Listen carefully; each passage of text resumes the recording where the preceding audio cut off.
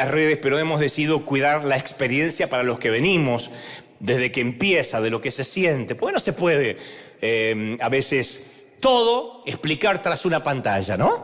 Y sí, nos conectamos a esta hora cuando vamos a transmitir para el resto del mundo, cuando vamos a transmitir la palabra de Dios. Así que, de todos modos, le damos las gracias a toda esa gente que conocimos durante la pandemia. Porque había mucha gente antes que nos veía, pero a partir de marzo del 2020 se empezó a conectar gente de todo el mundo que estaba en su casa, que no podía salir, encerrados. Y por alguna razón nos eligió a nosotros como un referente, como una palabra. Recuerde las palabras que Dios nos decía: manténganse en su sitio hasta nuevo aviso. Dios empezó a hablar a la gente rota. Dios empezó a hablar a esa gente que está del otro lado, a veces tan dolida, por la misma institución, por nosotros, los torpes ministros que a veces hemos lastimado a tanta gente. Y entonces muchos estaban dolidos y el Señor usó River para sanarlos, para que vean a Jesús con ojos nuevos, descubrir ese evangelio que algunos habían olvidado. Y siempre nos escriben, los que siguen en las redes, y nos dicen: amamos River, amamos a esa gente. El otro día decía alguien, dice: ¿por qué ahí son todos tan elegantes? Y le digo: sí, porque acá viene gente linda nada más. Porque acá todos son elegantes, son bonitos, y si no, Dios los hermosea, Dios los pone bien. Mire qué tímido que son. Dale un aplauso grande por el que está al lado, aunque sea, porque bueno, usted sí es elegante, este es bonito, este se lo ve bien. Muy bien. Un predicador que alguna vez conocí, hace algunos años, fue invitado a una iglesia a predicar, obviamente, y él solía predicar durante 1 hora o a veces un poco más. Gran, eximio orador, conferencista. Pero cuando llegó aquella Grey, esa vez, terminó dando uno de los sermones más poderosos de su vida y le tomó apenas 2 minutos. Fue el sermón más corto de su vida y él insiste hasta el día de hoy que fue el sermón más poderoso que jamás haya predicado. La congregación era pequeña, pero a todos allí les fascinaban las palabras proféticas. Les encantaban las profecías. Entonces ellos empezaban el servicio, cantaban un par de himnos y luego se quedaban todos callados esperando que alguien levante la voz de parte de Dios, esperando una palabra profética desde la congregación. Alguien que se levantaba, a veces hablaba en lenguas, alguien traducía, a veces directamente en español. Entonces por ahí se paraba una dama y gritaba o decía: así dice el Señor, pueblo mío. Y venía la profecía que a veces te helaba la sangre, te hacía poner los pelos de punta, ¿no? A veces eran palabras de aliento, pero generalmente eran profecías de exhortación, ¿no? Con algún chismerío metido por ahí, pero esto dice el Señor, ¿no? Luego cantaban otro himno y volvían a quedarse en silencio esperando otra palabra profética.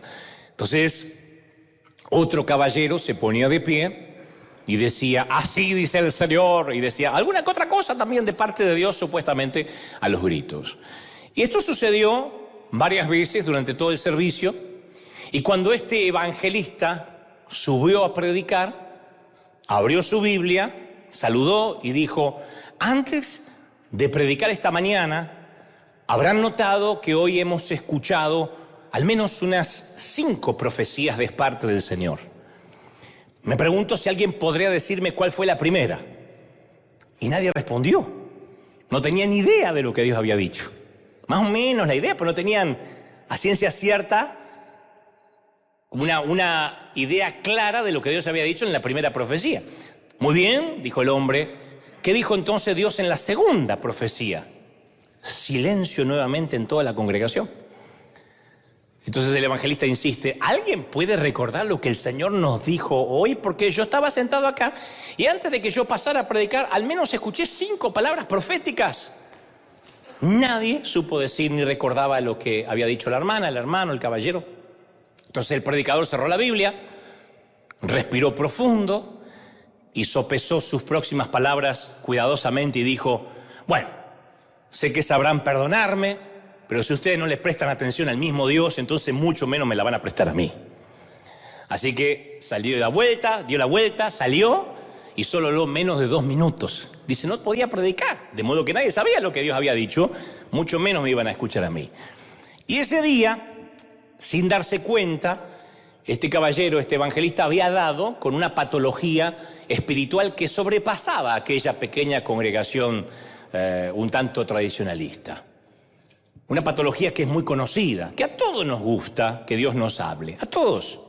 Pero ni siquiera estamos seguros a veces si es Dios el que nos habló.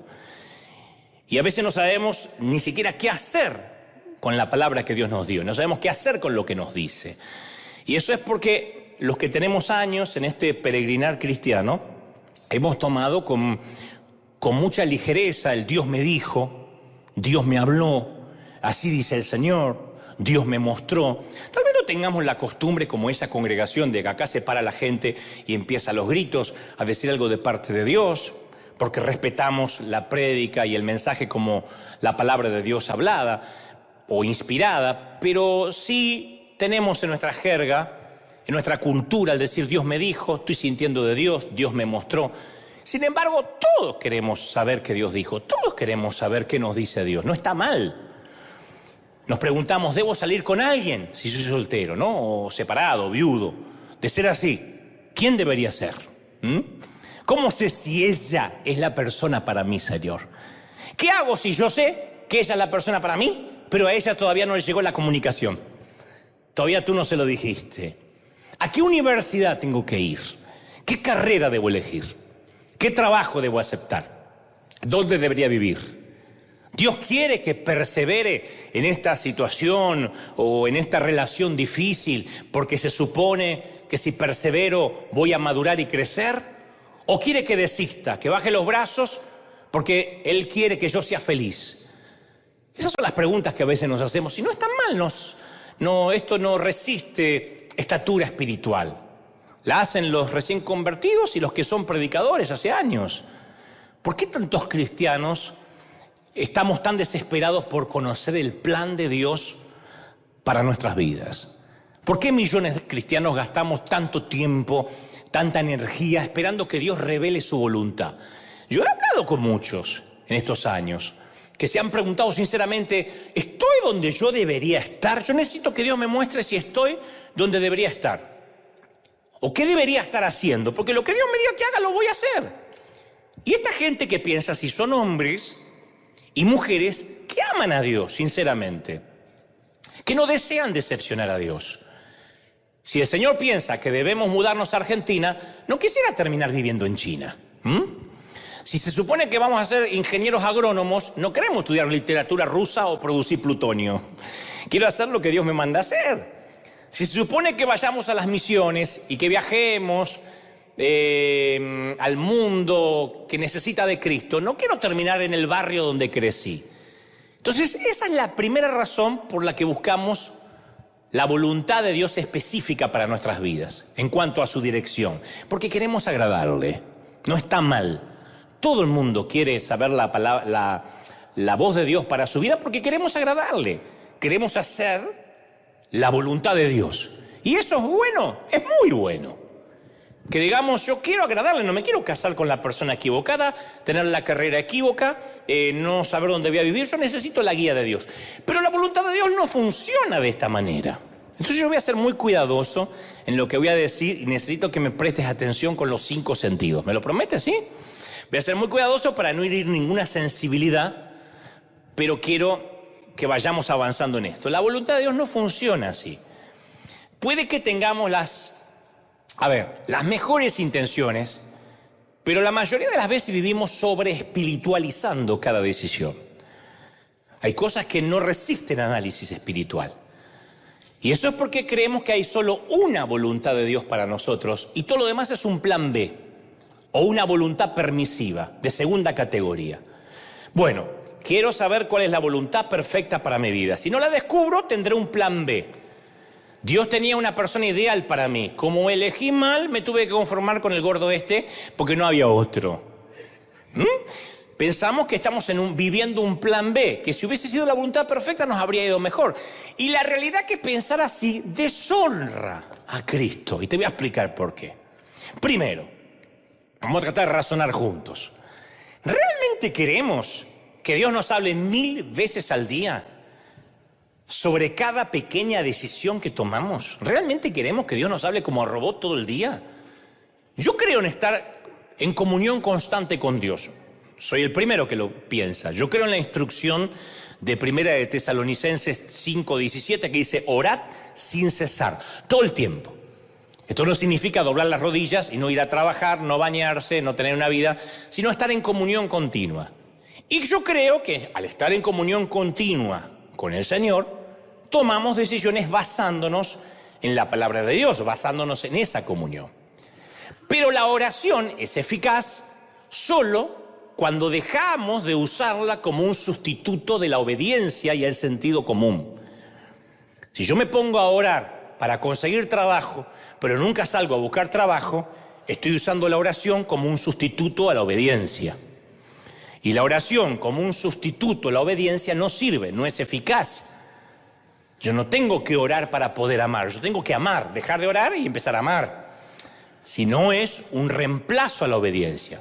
Por eso sigamos razonando juntos. ¿Realmente creemos que Dios quiere tener una relación estilo mami y bebé con nosotros? Ay, chiquitito, anda para allá. Ay, compra los tomates que son orgánicos. ¿Realmente queremos que Dios nos diga cada cosita? A ver, los que somos padres, ¿hay algún tipo de padre, mami, papi acá que quiera tener ese tipo de relación con sus hijos cuando sus hijos ya son adultos? ¿Decirle cuándo se tienen que cambiar el calzón? ¿Cuándo se tienen que bañar? No. Un padre, en un momento, quiere que se termine la dependencia. Con el dolor que eso significa, con los sentimientos encontrados que eso conlleva, uno como papá quiere que los hijos crezcan, que maduren, que tomen decisiones.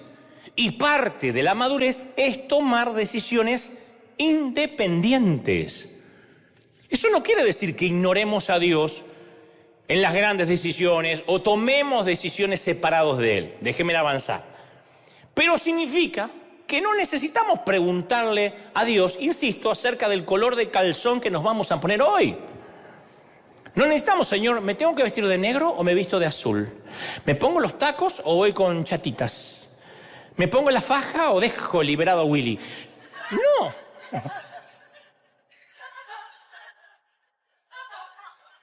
Dios habla, ¿correcto?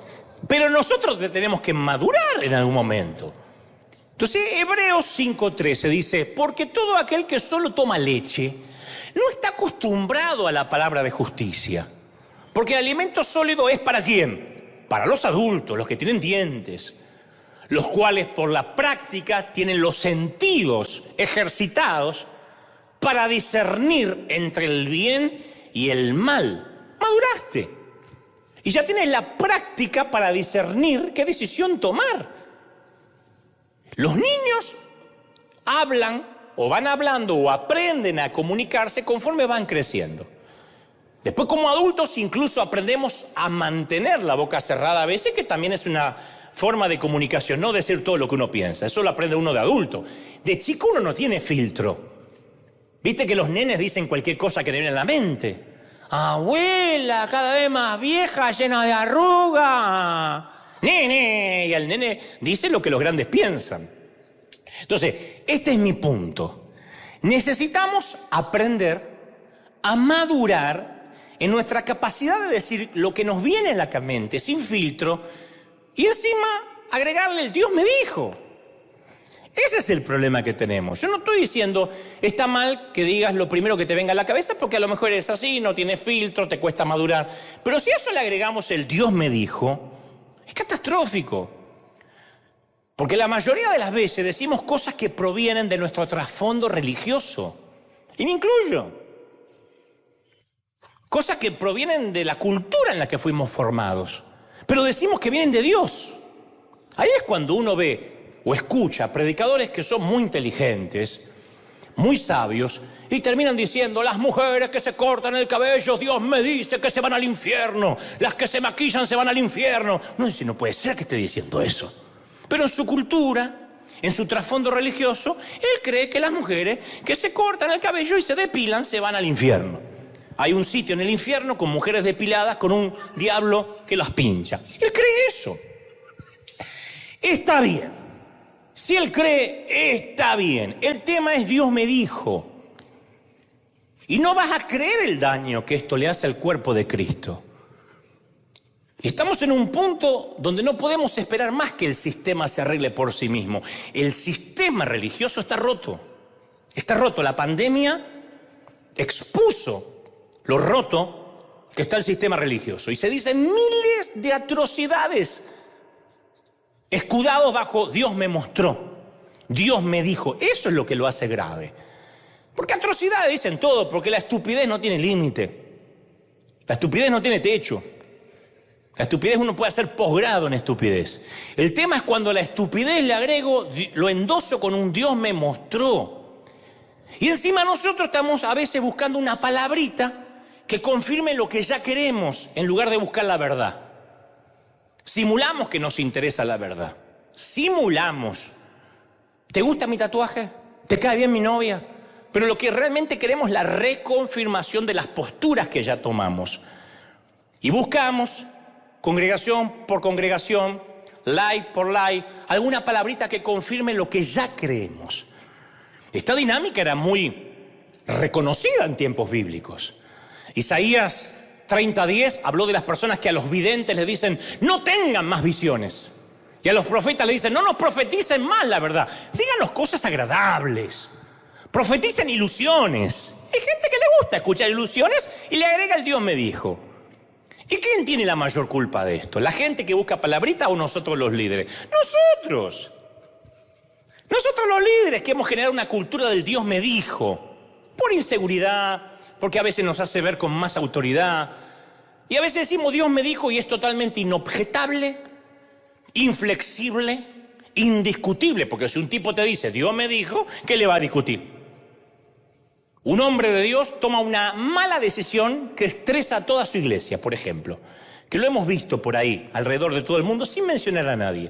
Pero mete a la congregación en un estrés, por ejemplo, en una visión faraónica impagable.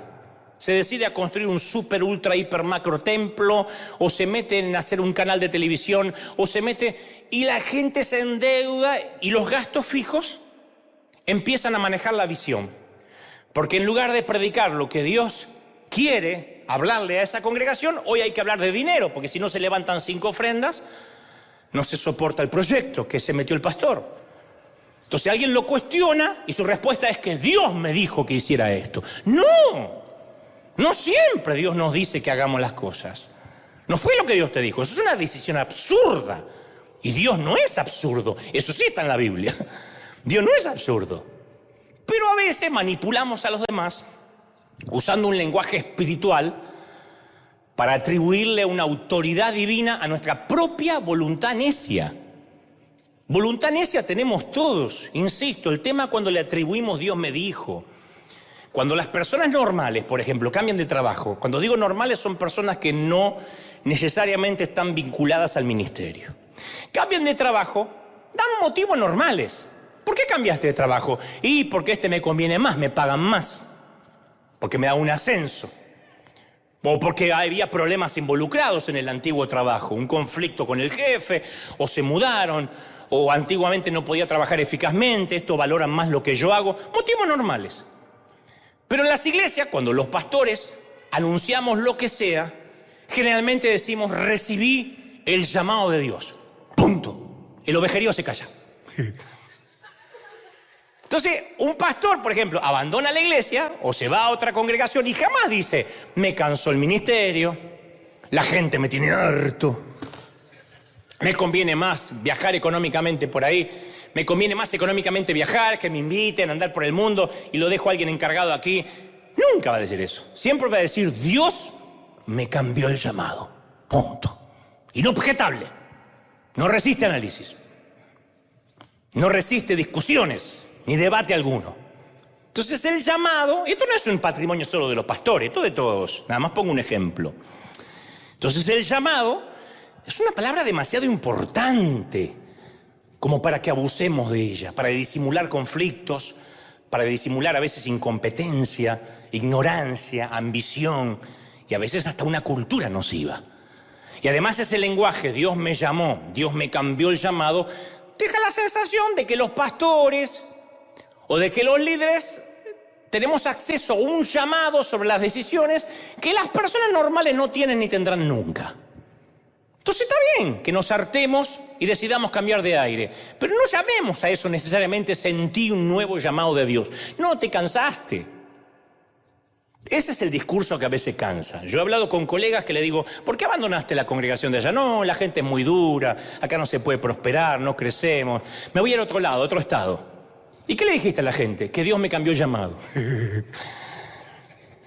Claro, Dios no nos puede cambiar el llamado así, porque Dios no te puede decir una cosa el domingo y al siguiente semana una cosa totalmente, diametralmente opuesta. Entonces es fascinante, por ejemplo, que en Hechos 13 la iglesia se sentía guiada por el Espíritu para comisionar a Pablo y Bernabé. Por ejemplo, pocos capítulos más adelante, Pablo y Bernabé tienen un conflicto serio sobre una cuestión de trabajo ministerial. Pablo y Bernabé casi se agarran a las trompadas. Tuvieron un conflicto, un desacuerdo, discutieron, bravo. ¿Sabes qué dice Hechos 15:39? Dice, su desacuerdo fue tan intenso que se separaron. Pablo dijo, yo voy por acá, que Bernabé vaya por allá. Y a mí me sorprende esta sinceridad refrescante.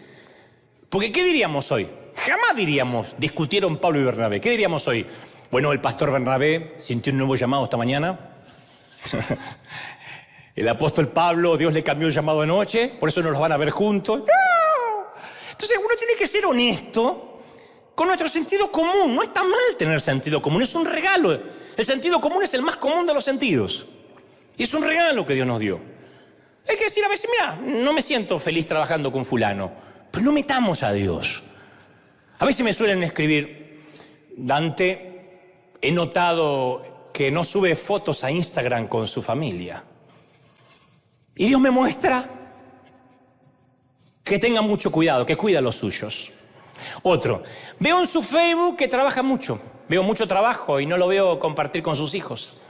El Señor me dice que le dedique tiempo a sus hijos. No, Dios no te dice nada porque está husmeando en redes, no tiene tiempo de decirte nada. Y todo lo que decís que Dios te dice o te muestra está viciado y contaminado con tu espíritu de Doña Florinda. Por eso Dios no te puede decir nada. Es verdad, son viejas chusmas que disfrazan su morbosidad con un Dios me dijo, después de ver las redes y sacar conclusiones, Dios le dijo, y espiritualizan su chismerío barato. Lo mismo cuando mezclamos asuntos de dinero. Dios me dijo que usted tiene que pactar. Dios me está diciendo que corra al altar y selle esta palabra con un cheque. La gente va a respetar más que digamos, mira, nuestra iglesia, nuestro canal, se mantiene con donativos.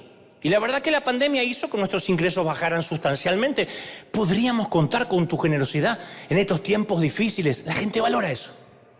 Es mejor que mezclar nuestra urgencia financiera con un Dios me dijo que selle la palabra con el altar. Esa manipulación es la que insulta nuestra inteligencia.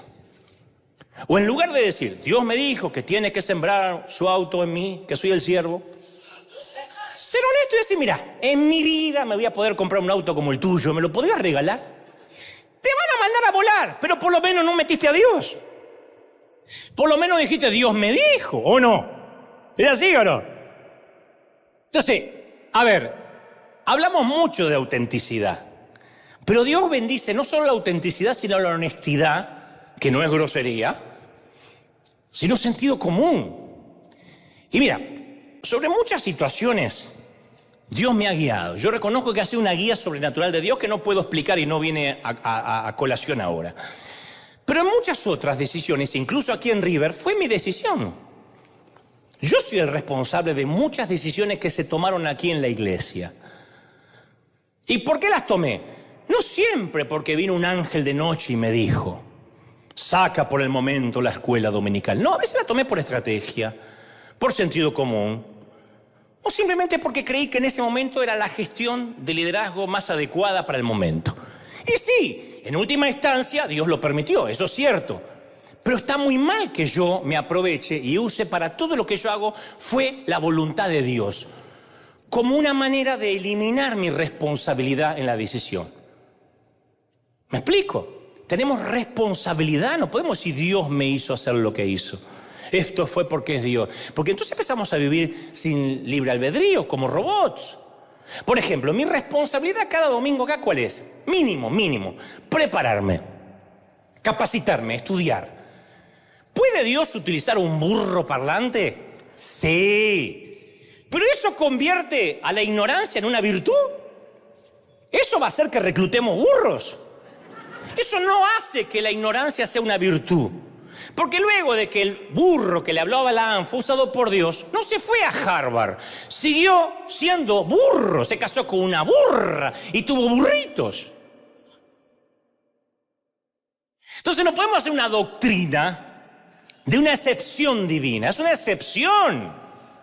Las piedras clamarán si nos callamos. Bueno, pero por eso no vamos a enseñar teología a las piedras. Entonces sé que suena, por ejemplo, muy espiritual cuando un predicador nos dice: yo tenía preparado otro sermón y no sé por qué estoy diciendo esto. Yo digo siempre, eso habla de tres posibilidades, perdonen mi sentido común. Primero, el sermón que habías preparado antes, si es que lo preparaste, cosa que dudo, no era de Dios o Dios te lo dio mal. Segundo, Dios no estaba al tanto de qué palabra necesitaba la gente que iba a venir al templo y cambió de opinión. Tercero, Dios es bipolar y en un desfasaje hormonal te cambió el mensaje. ¿Cómo no sé lo que estoy diciendo? Tenía otro sermón y Dios me lo cambió. ¿Y el otro sermón quién te lo dio? El diablo. Entonces, aún el hecho de que hayamos orado no quiere decir que nuestra decisión es inobjetable, porque yo ya oré. Porque si decimos, Dios me dijo que diga esto o que haga tal cosa, estamos comunicando que nadie puede criticar, ni debatir, ni tener duda de lo que hacemos y decimos. Dios me dijo y punto. En mi caso yo aprendí, me costó mucho aprender, porque yo soy un legalista en recuperación. Me costó mucho aprender a decir, te diré lo que creo, Dios me dijo que diga. Y siempre me dicen, ese creo me suena dubitativo. Y es que creo, qué sé yo. Yo me preparo, yo estudio, yo oro. Ahora, ¿estoy seguro que soy infalible y que soy la boca de Dios hablando? No. Pero voy a hacer el intento, el torpe intento, de creer que lo que te diré es lo más cercano a lo que creo Dios me dijo que te diga. Esto es lo que creo Dios me dijo que te diga. Después, es lógico que en el mensaje que yo voy a transmitir esté involucrada mi personalidad, mi entorno, mi manera de ser, mi cultura, mi preparación. Porque Dios, si no, me agarraría así. ¡Dice el Señor! ¡Ahora! Y estaría enajenado. No, Dios usa lo que yo soy. ¿Y tú qué tienes que hacer? Discernir, tamizar, colar, retener lo bueno, clasificar. Esto me bendice, esto no tanto. Entonces uno debería usar este tipo de términos para comunicar nuestra dependencia de Dios y los inconversos lo valorarían más. Mira, estuve orando por esto y me parece, creo, que es la mejor decisión. Espero no equivocarme. Me parece que el Señor me está guiando para tal lado. Creo que me está guiando. Tal vez me equivoque, pero tengo un porcentaje grande de que tal vez esté en lo cierto. Eso no es dudar. Eso no es falta de fe, eso es humildad. De otro modo, el Dios me dijo se convierte en un escudo a la hora de rendir cuentas en nuestra toma de decisiones. ¿Quién le puede objetar algo a un líder, a un pastor hoy en día si dice Dios me dijo? Y a veces, insisto, usamos la voluntad de Dios como una suerte de magia o de espiritismo cristiano. Yo he escuchado decenas de testimonios. Si Dios quiere que mañana vaya a trabajar, que temprano el jefe me mande un texto a mi celular, aunque no tiene mi número, pero así sabré que es Dios. ¿No crees que te paguen sin trabajar también? ¿O usamos la voluntad de Dios en un intento por negar la realidad, para coaccionar, para extorsionar a otros? Tú no puedes cortar el noviazgo conmigo porque Dios me dijo que te guste o no, yo soy tu marido. ¡Oh, miércoles! Y a veces citamos la voluntad de Dios para justificar nuestros excesos personales. Sí, yo sé que apenas llego a fin de mes, pero Dios quiere que conduzca ese auto de alta gama. Porque un hijo de Dios me dijo, él merece lo mejor, y cuando le impuse las manos, lo sentí. No, a ver, si querés que Dios te ayude a salir de deudas, tienes que hacer reducción de las deudas, Tienes que ponerte a trabajar, a hacer de eso una actividad espiritual. Arrepentirte de los malos gastos, evaluar los daños. No esperes que Dios borre los discos duros de todas las computadoras de las sedes de tu tarjeta de crédito. O que envíe un millonario anónimo a saldar tus cuentas. No, sentido común. Sabiduría para gestionar la economía. Dios, ayúdame a perder peso en el nombre, me empodero para perder peso. No, cierra la boca y no haga de cada comida la última cena de Jesucristo. ¿O no? Haz ejercicio, sal a correr, elige lo que vas a comer, evita los carbohidratos. Dios me dijo que voy a tener una mega iglesia. Bueno, deja de tomarte para empezar 3 vacaciones al año. Deja de andar paseando por el mundo faltando los domingos. Inyecta la visión clara, haz ejemplo de compromiso. Algún vago se inventó la frase, por ahí se calcula que 1 hora de prédica equivale a 8 horas de trabajo forzado. No insultemos a gente como nuestros padres que se rompían el lomo de 6 de la mañana a 8 de la noche para parar la olla. Y ahora porque predicamos 1 hora nos sentimos que somos acarreadores del puerto. Si estás predicando es un privilegio. Los que predicamos tenemos el privilegio de apenas trabajar 52 domingos al año. Es un privilegio. Y eso que 52 domingos al año si es que no invitan a alguien a predicar. Así que es un privilegio que tenemos los que servimos a Dios. Entonces, en la Biblia hay todo un mundo de diferencia entre la fe en el Dios sobrenatural y el tratar de usar la magia o la superstición. Cuando yo trato de usar a Dios como un horóscopo, transgredo la naturaleza de la relación entre Dios y el ser humano. Me pongo en amo y convierto a Dios en el genio de la lámpara. Yo lo froto y tiene que contestar. Yo nunca voy a olvidar a un amigo mío que se le declaró a una chica del seminario. Estaban los dos en el seminario, él se le declaró y resulta que la muchacha no estaba interesada en el flaco este. Y ella, en vez de decirle, bien, no me interesa, no me gustas, deja de perseguirme, optó por la super espiritualidad la muchacha. Le dijo, estuve orando y el Espíritu Santo me dijo que me aleje de ti. Pobre desgraciado, ese día no solo fue rechazado por la chica, sino por el Espíritu Santo.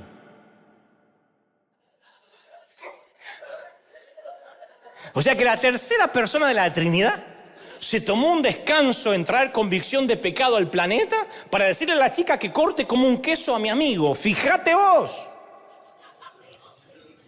Y hay un montón de mujeres y hombres que viven culpando a Dios por sus rupturas, por sus decisiones amorosas. Entonces la voluntad de Dios a veces se usa como una excusa a la hora de tomar decisiones relacionales difíciles. Ese es el tipo de lenguaje que yo quisiera que evitemos, al menos en River. Si no te interesa un noviazgo, un matrimonio o lo que sea, simplemente dile no, gracias. Pero no le eches la culpa a Dios. No metas a Dios. La Escritura no nos dice si tenemos que vivir en Lima o en Bolivia. No nos dice a qué universidad tenemos que ir. No nos dice si debemos comprar o rentar un departamento.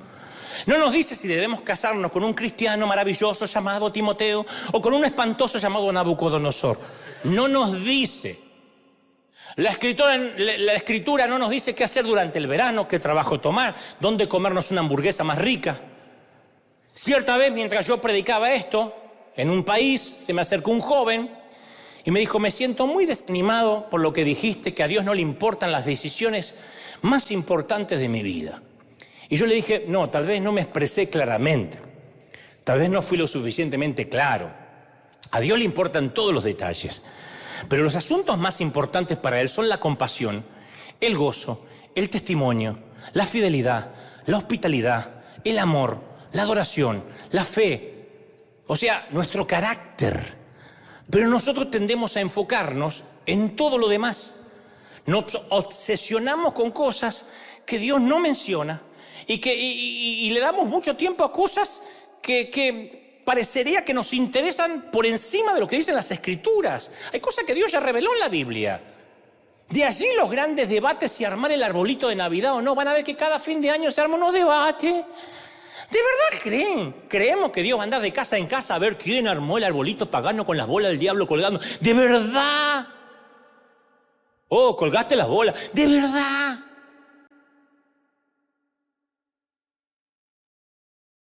¿De verdad? La Biblia contiene enseñanzas sublimes, pero si le añadimos una cuota de sentido común, no tendría que haber confusión, nunca. Sentido común. Juan 21:25 dice, y también hay muchas otras cosas que Jesús hizo, de las cuales si se escribirían una por una, pienso que ni aún en el mundo cabrían los libros que se habrían de escribir. O sea que en la Biblia no hay un solo texto sobre las drogas, sobre el tabaco, sobre la pornografía, sobre el cambio de género, sobre la eutanasia. Tampoco dice nada, obviamente sabemos que son cosas malas, pero no las dice la Biblia porque tenemos sabiduría, sentido común. Tampoco la Biblia dice nada acerca de las celebraciones como el Día de la Madre, el Día del Niño, el Día de la Independencia, el Día de Acción de Gracias, cumpleaños, aniversarios de bodas, celebración de la muerte de la suegra. No dice nada. Pero celebramos muchos de estos días y no hacemos muchas otras cosas que no aparecen en la Biblia. Entonces muchas veces recuerdo que yo le preguntaba a Dios, me pasaba horas cuando yo era más inmaduro, me pasaba horas arrodillado con una invitación que en ese entonces llegaban por fax, miren lo que les digo, con invitaciones que le ponía delante de Dios, Señor, dime si tengo que aceptar la invitación a predicar en este país. Yo recuerdo que oraba durante horas, frustrado hasta las lágrimas. Dios, dime si tengo que viajar. Es lo único que te pido. Si me dices yo voy. Y si no tengo que viajar, que se cancele el vuelo. Que cuando llegue se cancele el vuelo. Así no voy. Cric, cric, grillos, nada. Después de unos años yo me di cuenta que yo no estaba buscando la voluntad de Dios para mi vida. Lo que yo estaba buscando era librarme de la ansiedad, de la responsabilidad, del sentido común, de tomar una decisión difícil.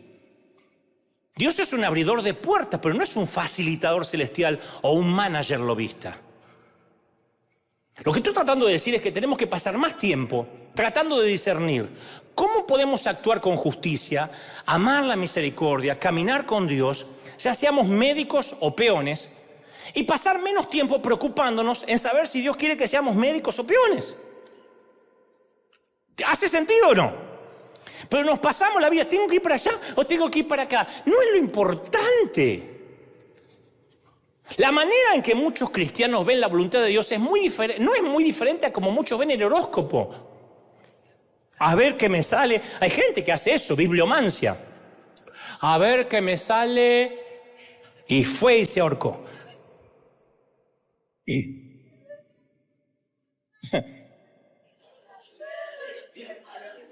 Vamos a Dios para ver cómo nos va a ver hoy, a ver cómo nos va a ir hoy, a ver cómo me va a ir hoy. No quiero salir de la casa sin ver cómo me va a ir hoy. Entonces nuestra fascinación por la voluntad de Dios revela la falta de confianza en las promesas de Dios. Dime a alguien que busca versiculitos bíblicos que apoyen lo que él piensa y te mostraré un inmaduro que no conoce a Dios. Por eso cuando en una congregación dice vamos a decretar, corren todo como si fueran a regalar galletas de la fortuna. Porque no nos basta la promesa de Él que estará con nosotros todos los días, sino que queremos que nos demuestre que se puede confiar en Él. Queremos saber qué nos va a deparar el mañana en lugar de enfocarnos a vivir y a obedecer durante el recorrido. Entonces nos obsesionamos con el futuro y nos ponemos ansiosos. ¿Qué va a pasar mañana? ¿Con quién me voy a casar? ¿Dónde voy a trabajar? Mirá lo que dice Santiago 4:13. Escuchen esto. Ustedes que dicen, hoy y mañana iremos a tal o cual ciudad, pasaremos allí un año, haremos negocio y ganaremos dinero, dice Santiago. Y ni siquiera saben qué les va a pasar mañana. Vaya que el COVID y la pandemia nos enseñó esto, a la fuerza. ¿Qué es su vida? Dice Santiago. Ustedes son como niebla que aparece por un momento y luego se desvanece. Más bien deberían decir, si el Señor quiere, viviremos y haremos esto o haremos aquello. Esto es uno de los textos más claros sobre la soberanía de Dios. Si llegás a la edad de los 100 años, según Santiago, es porque Dios quiere que llegues hasta los 100 y molestes a los nietos.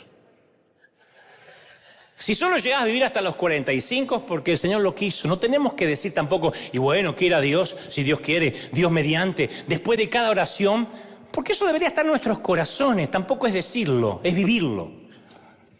Entonces uno tiene que mirar el futuro con humildad y esperanza, porque es Dios, no nosotros quien lo controla. Caminamos por fe, no por vista. ¿Me siguen, sí o no? Caminamos no porque conozcamos el futuro, sino porque Dios lo conoce, y eso es todo lo que necesitamos saber. Dios conoce mi futuro. ¿Está bueno o no? Pero ¿qué hay que aprender? A madurar. Y cuando uno madura, ¿qué aprende? A decidir. Y nosotros como cristianos queremos librarnos de toda responsabilidad en vez de actuar y tomar decisiones importantes. Por eso tantos líderes controlan a la gente. La gente dice, estoy harto que me controle, me pusieron un líder, tengo que pedir permiso al líder para ponerme de novio, el pastor me tiene que bendecir si quiero irme de la ciudad. Y bueno, culpa tuya. ¿Querías un Saúl? Ahí tenés un Saúl. Es culpa tuya. Yo siempre le dije a la congregación, no me pidan a mí, ¿qué dice Dios? ¿Qué le dice Dios para mí? ¿Qué pena me cuesta saber qué dice para mí? Voy a saber qué dice para ti. Yo. ¿Significa que Dios no tiene nada para decirnos acerca de cómo vivir nuestras vidas y tomar decisiones? No, no. Pero cuando se trata de la mayoría de nuestras decisiones cotidianas, Dios nos anima a tomar decisiones confiado en que esas decisiones van a encajar dentro de su soberana voluntad. Como cuando criaste un hijo bien. Tu hijo de 34 años, ¿sería capaz de robar? No.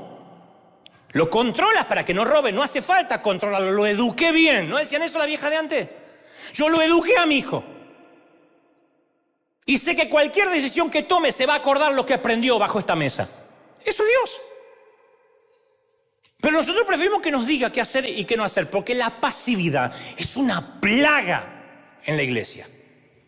Son cepas que mutan y mutan en nuevos holgazanes. Y lo peor es que es gente que no solo no está haciendo nada, sino que se sienten espirituales por no hacer nada.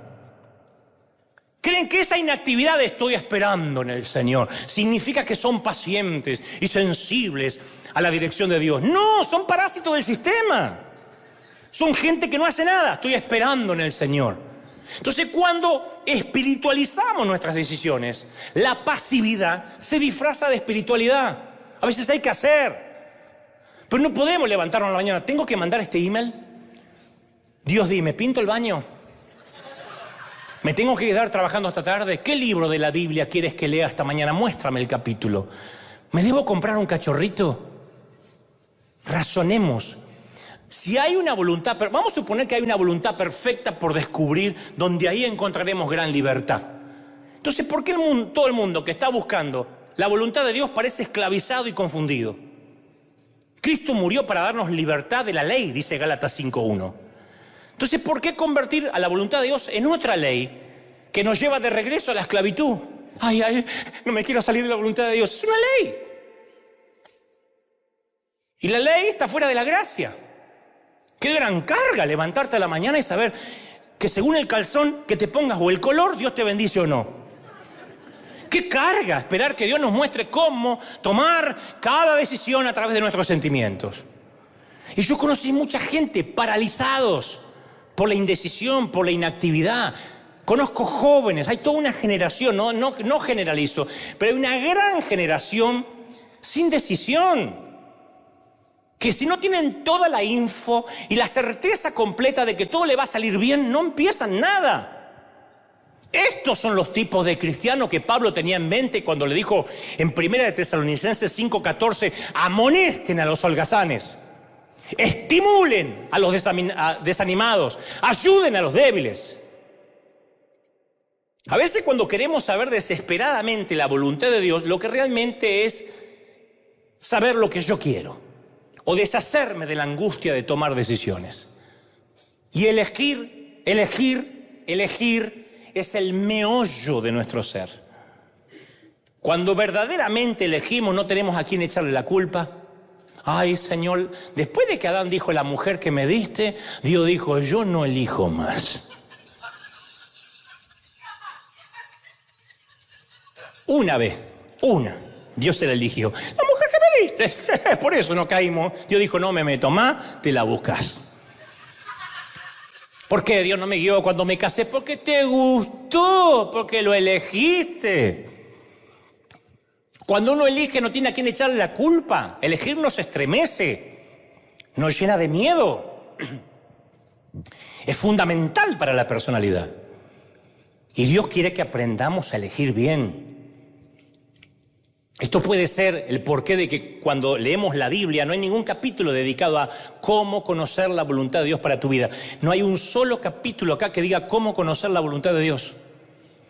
Pablo nunca escribe los 12 pasos para determinar si ese esposo es para ti. Nunca. Si esa flaca sabe al menos cocinar. Nunca. 5 maneras de discernir si ella tiene madre. Ojalá estuviera acá. Lo que vemos acá son frases como estas. Si a alguno de ustedes le falta sabiduría, pídasela a Dios y Él se la dará, pues da todo generosamente, sin menospreciar a nadie. Santiago 1:5.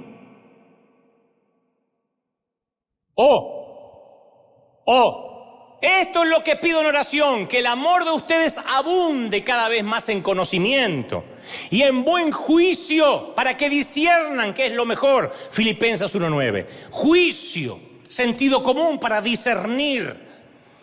Entonces Dios quiere que seamos excelentes, ¿qué? Escogedores. Otra de las razones por las que buscamos la voluntad de Dios es que estamos esperando facilidad en la vida. Hay una generación que busca el cielo en la tierra y ya pierden la actitud de ser un peregrino. Y yo quiero decirte esto, un consejo que no me estás pidiendo. Si piensas que Dios te prometió que el mundo va a ser un hotel 5 estrellas, tu vida se va a sentir miserable cuando enfrente los problemas cotidianos de la vida. Pero si recuerdas que Dios te prometió que estás de paso y te dijo que el mundo a veces se va a sentir como una prisión o como un desierto, podrías sorprenderte de lo feliz que puede ser. La fe en Jesús no garantiza de que las cosas van a salir bien. Entonces nuestra preocupación por estar en el centro de la voluntad de Dios es un fenómeno occidental de hace unos 50 años para acá y de clase media. Porque aquellos que viven con menos de $1 por día, menos de $1 por día, que esto no hay que irnos ahora a retrotraernos a Uganda, hay que ir a más de México para allá, para Argentina. Los que viven con $1 por día no tienen que tomar muchas decisiones, no tienen que decir cuál es tu perfecta voluntad, tienen que comer. Ese es el caso de la mayoría de nuestros abuelos. Creo que la mayoría compartimos la misma generación de abuelos, que lograban irónicamente mucho más porque tenían menos para elegir. Sería interesante que le preguntáramos a nuestros abuelos si se sentían felices con su vida, si a la mañana se cuestionaban la perfecta voluntad de Dios. Señor, ¿esta es la carrera que debo seguir o cuál? ¿Sabés qué decían los abuelos? ¿Qué dirían? Yo qué sé. Trabajé, comí, crié a mis hijos lo mejor que pude, fui agradecido. Mi abuelo decía, uno hace lo que tiene que hacer. Pero abuelo, estás en la voluntad de Dios, uno hace lo que tiene que hacer. El tema es que hoy tenemos miles de opciones. Y pensamos que tener más opciones es tener más libertad. Y más libertad significa vivir mejor. Pero tener demasiadas opciones no produce más liberación, produce parálisis. Hoy tenemos más películas en streaming que todas las películas que vieron en toda una vida nuestros padres. ¿Y cuántos de nosotros decimos, no hay nada para ver? ¡Qué porquería! No hay nada para ver. Revisé HBO, Amazon y Netflix. Nada. Porque hemos transformado nuestro mundo en un buffet de elecciones que nos está haciendo morir de hambre. Nos hemos vuelto adictos a elegir. ¿Y te digo algo más? Otra razón por la que queremos conocer la voluntad de Dios es porque somos cobardes. Hay muchos jóvenes hoy, lo digo como pastor de los jóvenes, aunque bastante avejentado, pero pastor de los jóvenes al fin, que no tienen estabilidad, ni certeza de nada, dudan de sí mismos, lo único que hacen es ponerse detrás de un tecladito a adorar y llorar. ¡Ay, Señor, acá estoy, barro! Es lo único. Dime qué hacer para que no me pase nada malo, para no enfrentar ningún temor ni nada desconocido. Quieren estar seguros de que la vida les va a ir bien. No están pidiendo ni santidad, ni rectitud, ni mayor conciencia del pecado. Quieren que Dios les dé un seguro de vida para que todo lo que hagan les salga bien. Porque si algo sale mal, son de cristal, se rompen. Dime con quién me voy a casar, cómo debo vivir, es todo lo que pido. ¿A qué universidad debo ir? ¿Qué trabajo tomar? Muéstrame el futuro para no tener que arriesgarme. Y Dios no es una bola de cristal. Su camino, dice la Biblia, que es el de la sabiduría. Entonces tenemos que dejar de pedirle a Dios que nos revele el futuro y que elimine el riesgo de nuestras vidas.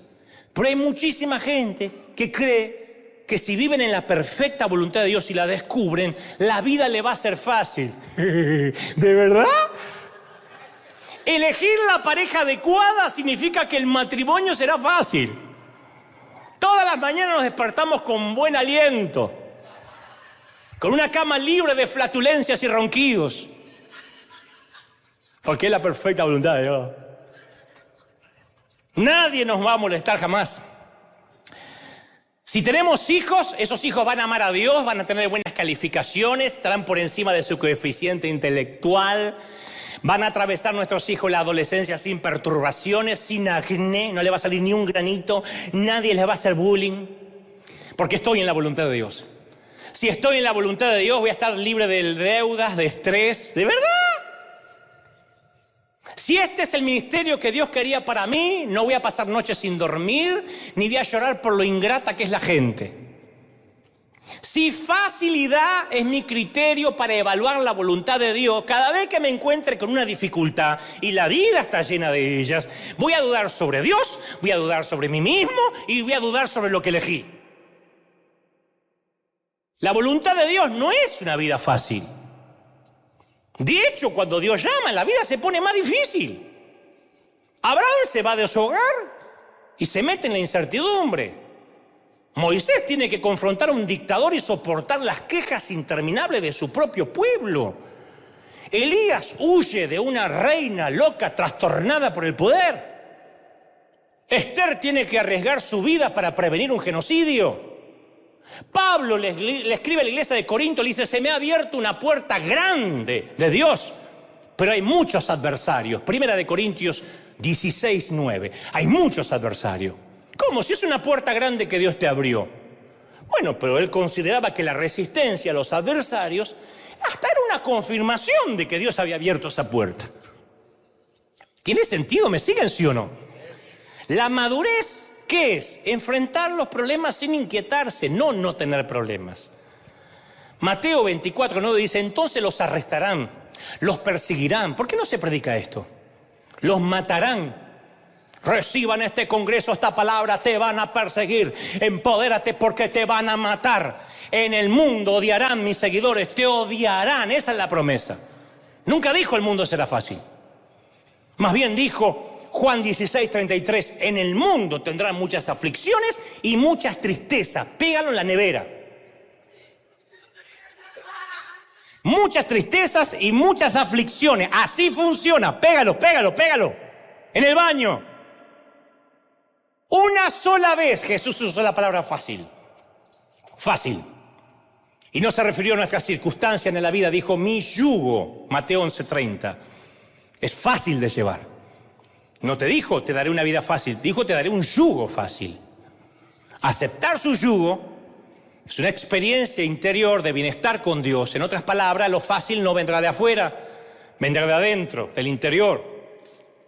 Fácil no describe mis problemas, describe la fortaleza que viene de mí, por el cual puedo soportar los problemas. Entonces, la principal voluntad de Dios, ¿cuál es para nosotros? Es la persona en la cual nos vamos transformando, no importa si eres jardinero o médico, del Barça o del Real Madrid, si tomas el vino barato o el Malbec argentino, no importa. El apóstol Pablo en Efesios 1:4 dice: incluso antes de haber hecho al mundo, Dios nos amó y nos eligió en Cristo. ¿Para qué? Para decirte qué universidad ir, para ver con quién te vas a casar. No, para que seamos santos e intachables a sus ojos. Entonces, en otras palabras, la voluntad de Dios no es lo que hagamos, dónde vivamos, si te quedas soltero, si no te quedas soltero. Eso dependerá si te lavas los dientes o no.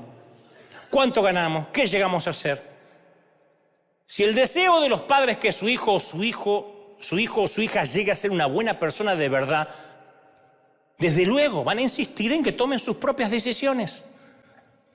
Las personas de voluntad, criterio y carácter no se forman de otra manera que no sea tomando decisiones. Yo no soy el gran ejemplo, pero si llegué hasta donde llegué fue porque siempre viví tomando decisiones. Fallidas, equívocas, buenas, certeras. Eso es un líder. Eso quiere decir que a veces la voluntad de Dios para nosotros, ¿sabe cuál va a ser? Decidilo vos.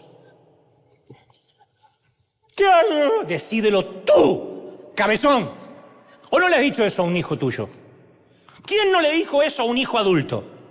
¿Qué hago, ma? Decídelo. Yo no me voy a acostar con ella, te vas a acostar vos todo el resto de tu vida. Y a veces consultamos al cielo en busca de indicaciones y Dios te va a decir, ¿sabes qué te va a decir? No me importa. A mí me dijo un montón de veces, no me importa. ¿Cómo? ¿Significa que a Dios no le importa? No, significa que le importa más la persona, mi carácter, que cualquier otra cosa. A veces me ha dicho, no me importa la decisión, da lo que quiera. A veces la voluntad de Dios es hacer lo correcto. Simplemente eso, por pequeño que sea, no andar buscando. ¿Y qué tengo que hacer? Es hacer lo correcto. Respetar los compromisos, no llegar tarde, no pasarlos por alto. Eso es hacer la voluntad de Dios. A veces la voluntad de Dios no va a tener el cartel de glamoroso, pero por lo menos confórmate con el cartel de obediente. De hecho, las decisiones del año que viene van a ser afectadas por el grado que hoy obedezcamos al Señor. Nunca Él nos prometió un plan de aquí a 20 años. A mí nunca me lo dio, nunca.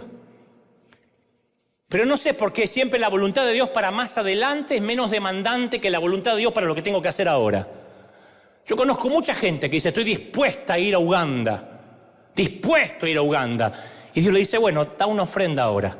Señor, dime si esto es tuyo, de Satanás o de la carne. De acá a 10 años te va a Uganda y no podés obedecer ahora.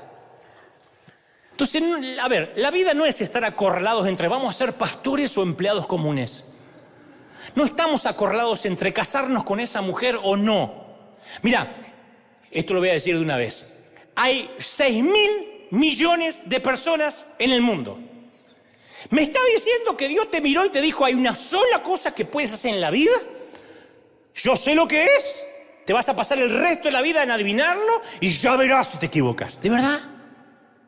¿No será que le estamos imponiendo nuestras limitaciones a Dios? Somos llamados a la perfección, no a ser perfeccionistas. Perfección es la excelencia inmaculada. El perfeccionismo es un trastorno obsesivo compulsivo. Y la Biblia dice que Dios es perfecto, no un perfeccionista. Si hay solo una manera correcta de hacer un escarabajo, ¿saben lo que es el escarabajo? ¿Por qué Dios hizo 300.000 especies? Si hay una sola manera correcta de hacer una persona, ¿por qué no son todos como yo?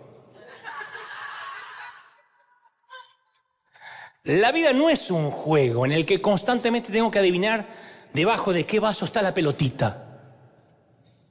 Porque vivir de esa manera es desgastante, es devastador. A ver, elegí mal, adiviné mal, me equivoqué. En el Edén había un árbol inapropiado, uno. De este no comerás. Y todos los demás comerás libremente. Génesis 2:16. De todos puedes comer. Uno solo te pido que no comas. No tenían que tratar toda la mañana de averiguar cuál era el árbol correcto. Ay, no está envenenado, no será este el incorrecto. Dios no dijo cuál, hay que buscar la voluntad de Dios. A Él le encanta dar miles de opciones. Las opciones desarrollan nuestro carácter. Claro, es mejor decir, Dios tiene una persona para ti y mejor que la encuentres. ¿Y si está en la China, No, vas a elegir lo que te guste. Lo que te llame la atención, quien te subyugue, quien te atraiga, quien te seduzca. Y tu sabiduría, tu madurez te enseñará a discernir si estás eligiendo bien o mal. Aún así, no va a ser un lecho de rosas, aunque te cases con la Cenicienta. Eso es la vida. Pero ¿cómo sé dónde querías Dios que esté? Dios no quiso nunca robot, elige. decide. El salmista escribe, no seas como el mulo o el caballo, que no tienen entendimiento, que necesitan un freno y una brida para mantenerse controlados. Salmos 32:9. El salmista hace una distinción entre dos formas de guiarse por la vida. Una apela a la razón y la elección, el tipo de dirección apropiada para las personas maduras. La otra forma, el freno y la brida, es el dolor, la presión, forzar el cumplimiento. Consejo: no esperes hasta que el sufrimiento de la vida te obligue a atravesar una puerta que la sabiduría te invita a elegir hoy. Elige. ¿Cuánta gente dice, no tengo tiempo? ¿Cuántos hombres me han dicho, yo no tengo tiempo de dedicarle a mi nena, a mi hijita, yo tengo que trabajar? Dice el hombre adicto al trabajo. Y su nena, después que crece, se hace adolescente, de años de abandono, huye del hogar, vive en la adicción, y después el tipo se pasa una incalculable cantidad de horas tratando de localizarla y luego un montón de horas en terapia. Tenía tiempo, pero no lo usó con sensatez hasta que se vio obligado. Yo no tengo tiempo para cuidar mi cuerpo y andar caminando y hacer esas tonterías. Bueno, entonces después viene un derrame cerebral, un infarto al corazón, una diabetes inesperada y de pronto me doy cuenta que tengo mucho tiempo porque mi cuerpo ya no puede hacer lo que hacía antes. Entonces nosotros tomamos decisiones y las decisiones que tomamos nos forman. Lo que digo, lo que pienso, lo que leo, dónde voy, con quién estoy, qué hago, cómo trabajo, cómo descanso. Y atravesamos puertas y lo que encontramos al otro lado de la puerta es la persona en que nos hemos convertido. La Biblia tiene una palabra para las personas que eligen bien. No para los que buscan el horóscopo, para las que saben elegir. La llama sabio. No le dice afortunado, ni pudiente, ni exitoso. En la Biblia la sabiduría no es lo mismo que tener un alto coeficiente intelectual, ni está restringido a los que tienen títulos formativos académicos superiores. En la Biblia la sabiduría es la capacidad de tomar decisiones sabias. Es el arte. ¿Qué es la sabiduría? El arte de vivir bien. Eso es la sabiduría. Yo conocí mucha gente inteligente, necia, con un montón de diplomas en la pared, burros para tomar decisiones. Y otros que no tienen ni tercer grado de la escuela primaria, sabios. Salomón dijo, yo te ruego que le des a tu siervo discernimiento para gobernar tu pueblo y distinguir el bien y el mal. Porque si no, ¿quién va a poder gobernar este pueblo tuyo? Primera de Reyes 3:9. Entonces la primera decisión de Salomón fue pedir sabiduría que le ayudara y le guiara a tomar el resto de las decisiones. Y dice que Dios quedó encantado de ese pedido. Porque pediste sabiduría, tendrás todo lo demás. Porque la sabiduría trae todo, la riqueza, las buenas inversiones, las buenas elecciones. Entonces la mayor diferencia entre las personas que prosperan en la vida y las que no es el dinero, no es la salud, no es el estatus migratorio, los contactos, las apariencias, es la sabiduría, la capacidad de tomar buenas decisiones. Entonces no ores para prosperar, prueba con trabajar duro. No ores para que Dios te cambie, deja que Dios moldee tu carácter. No ores para que te reconozcan, siembra honra. No siempre hay que orar por todo.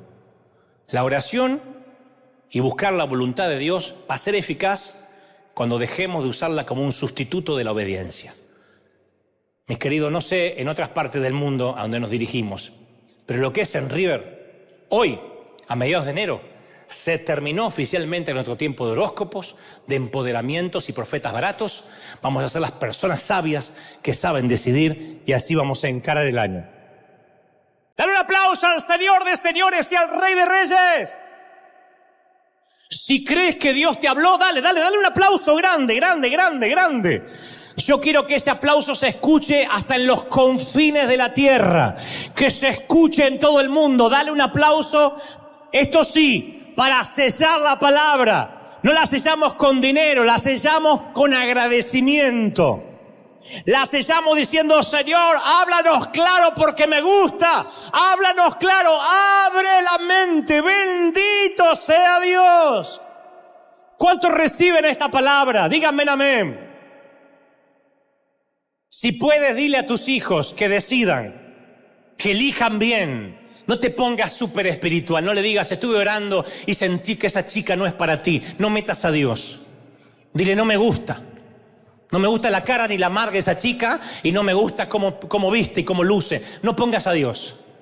Enseñemos a nuestros hijos a que nuestras decisiones tienen que ser basadas en la soberanía de Dios por la educación que tenemos y no porque Dios me dijo, Dios me dijo, Dios me dijo, Dios me dijo. En todo caso, Dios creo que me dijo, pero permítete el beneficio de la duda. El beneficio de la duda hará que si te equivocas, y bueno, yo creí que esto era de Dios. A mí no se me va a caer nada si algún día tengo que decir a la iglesia, yo pensé que esto era una buena idea. Y estaba convencido de que creía que Dios me lo dijo, pero me equivoqué. Eso engrandece a un líder. Yo seguiría un líder, ir hasta las puertas del infierno. Un líder que se pare y reconozca, me equivoqué. Un presidente, imaginen un jefe de Estado que se pare y diga, señores, me equivoqué en la resolución de que se queden todos confinados en casa. Debimos haber salido a trabajar tomando precauciones. Lo siento, fue una mala gestión. Yo votaría a ese hombre. Pero siempre están diciendo que es algo del gobierno anterior, que esto es algo que le excedió de las manos, que es la Organización Mundial de la Salud. Siempre estamos echándole la culpa a los demás. O lo que es peor, Dios me dijo. Aprendamos a ser falibles, a equivocarnos y reconocer, me equivoqué. En su momento me pareció una buena idea. Hay decisiones que tomaste a los 20 que te parecieron una idea genial y hoy te quieres morir con la decisión que tomaste. Pero en su momento te pareció una genialidad. ¿Qué estabas? ¿Lejos de Dios? No, decidiste. Ahora uno decide de otras maneras. Nuestro organigrama cambia, nuestro sistema de valores se va reordenando. Hoy elegimos trabajos, relaciones, ministerios desde otro lugar, desde otra madurez, parados de otro sitio. Y eso quiere Dios, que maduremos. Entonces ten cuidado, no recibas palabras proféticas. Hay mucha costumbre de mandar palabras proféticas por email y siempre tienen algo de carne. Y ese algo de carne es lo que te va a lastimar. Yo te puedo dar cátedra de eso. Hay gente que siente de decir algo de Dios, lo escribe, pero ya le pone su cosita de lo que él vio o siente o le parece. Y eso es lo que te lastima y te confunde. Entonces yo aprendí a no escuchar a nadie. Tengo una palabra de Dios para usted. No, yo estuve con Dios esta mañana y no me dijo nada. Acabo de hablar con él. Así que lo que me tenía para decir me lo dijo esta mañana mientras orábamos. No necesito que a usted, allá en Colombia, Dios le diga lo que me tiene que decir a mí. Porque entonces es grave. Significa que no estoy escuchando a Dios. Cuando Dios usa burro es porque el profeta está con los oídos cerrados. No se lo tome a mal, lo de burro no es nada personal. Pero se lo digo. Y dejé de escuchar palabritas, gente que siente palabritas y cositas. Basta de sentir palabritas. La palabra fue escrita, fue dicha, fue revelada. Y luego la sabiduría, el sentido común, nos va a ayudar a tomar decisiones durante este año. ¿Quieres emprender el negocio? ¿Hiciste tu gestión de riesgo? ¿Crees que es audaz? ¿Confías en que en fe Dios te va a bendecir? Hazlo, ya está. No pidas confirmaciones de Dios, que si quieres que te cases, que te mande la fiesta pagada y que alguien te regale la luna de miel. No va a pasar. Gente que se casó muerta de hambre y le fue perfecto. Y hay gente que le regalaron todo, hasta el vestido de novia, y se divorció a los 3 meses. ¿Qué tiene que ver que te vaya bien o no te vaya bien? Es la vida, es la vida.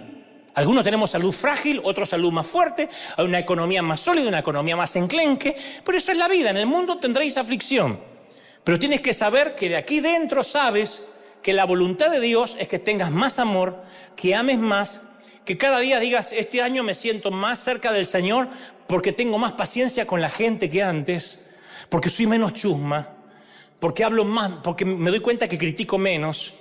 Porque el otro día vino una chismosa a decirme algo y dije, no me ensucias. Antes le hubiese prestado el oído para escuchar y ahora sentí de que eso no me sumaba. Siento que estoy creciendo. Esa es la voluntad de Dios. Crecer conforme a la estatura de la plenitud de Cristo. No a lo que te dediques. ¿Lo estás recibiendo, sí o no? Di conmigo, Señor Jesús. Fuerte. Fuerte. Señor Jesús, entra en mi corazón. Perdona mis pecados. Anota mi nombre en el libro de la vida. Ahora levanten las manos al cielo todos. Y del otro lado, católicos, musulmanes, testigos de Jehová, adventistas, mormones, judíos, ateos, agnósticos, quiero que oren conmigo. Porque la voluntad de Dios es que tú todos los días crezcas un poquito y te parezcas más a Él. Y Dios te está diciendo a ti, no me importa lo que decidas, yo sé que te eduqué bien, yo sé que te enseñé bien y que buscarás el camino de la rectitud. Estoy orando para que este sea un año de puertas abiertas, pero no puertas mágicas, puertas que tú vas a abrir con sentido común, con trabajo, con esfuerzo, a trabajar duro. Oro por los colegas, por los pastores, no tengo nada en contra de ellos, Dios sabe cuánto los respeto, pero muchos están orando por un avivamiento en sus ciudades, por un resarcimiento espiritual, porque sus congregaciones se llenen. Y Dios me dice que te diga, trabaja duro, vamos, un poco de trabajo a la antigua, a como escuchaste que hacían los antiguos abuelos, aquellos pastores, esos pioneros, a trabajar. No falte, no andes viajando, no digas me explotó el ministerio, me están invitando por todas partes. A donde Dios te plantó, quédate. Y si viajas, viaja durante la semana, pero el domingo estate allí, plantando una visión, trayendo una palabra direccional. Trabaja duro. Y Dios me dice que te diga esto, sí, lo creo, porque está en la Biblia. Si trabajas duro, si te esfuerzas, yo te bendeciré. Esto es lo que creemos, Dios nos habla. Esto es lo que consideramos torpemente que Dios nos dice, que aquí vienen tiempos de bendición, de cosecha. Lo creemos, lo declaramos, pero vienen tiempos del sentido común. La sabiduría abrirá las puertas. Yo te pido, Padre, por esa gente sabia que se levanta. Vamos, pide sabiduría. Vamos a orar como Salomón. Tal vez nunca pediste sabiduría antes, tal vez solo querías que te indicara por dónde ir, pero dile, Señor, dame sabiduría, que sea el regalo de principios de año. Oro para que River tenga la bendición de la sabiduría, de la sensatez, de la elección, de elegir bien. Bendigo a este ejército, a estos generales, tus obreros de primera línea. Sopla Dios sobre ellos sabiduría. A los que están en otras partes del mundo, en todo el resto del continente, sopla Dios. Trae sabiduría, sanidad a la iglesia. Trae Dios confianza otra vez en la gente, sobre sus líderes. Gente que ha perdido la confianza en sus pastores. Gente que ha bajado los brazos, que se ha sentido totalmente huérfana. Hay un espíritu de orfandad en toda América Latina. Gran parte de Europa también, pero América Latina está siendo golpeada por un espíritu de orfandad espiritual.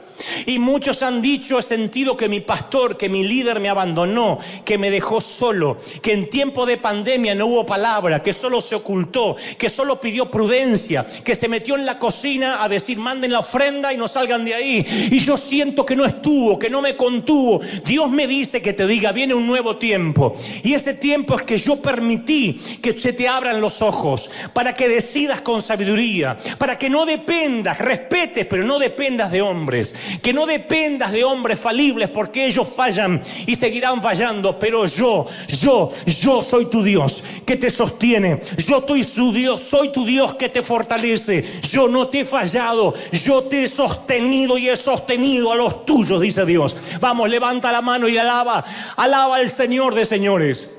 Son los últimos minutos, pero antes de irnos, yo quiero que esta palabra selle en nuestros corazones el Espíritu Santo, convicción. Que ahora nuestros ojos se abran. Diga, Señor, has abierto mis ojos a una nueva revelación. Lo creo. Lo declaro, lo confieso en todas las áreas y declaro bendición. ¿Cómo te ama el Señor, princesa? ¿Cómo te ama el Señor, príncipe? ¿Cómo no te va a amar si en sus manos te tiene esculpido? Te ama el Señor, te ama el Señor. Te bendigo en el cuerpo, en el alma, en el espíritu. Amén, amén y amén. Que esta palabra sea recibida, sea sellada. Vamos, el aplauso al Señor de señores. No fallen, firme como talón de oso, gente amada. Vamos, River, que no se detiene. Chao, hasta el domingo que viene. Bendiciones para todos.